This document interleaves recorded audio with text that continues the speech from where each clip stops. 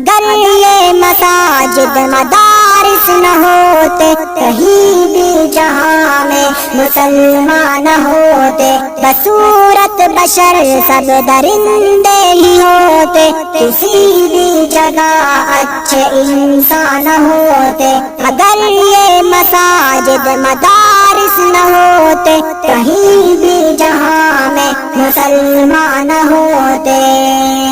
अब आइए बारगाह रिसालत मआब सल्लल्लाहु तआला अलैहि वसल्लम में नजराने अकीदत पेश करने के लिए दर्जा फारसी के तालिब अजीजा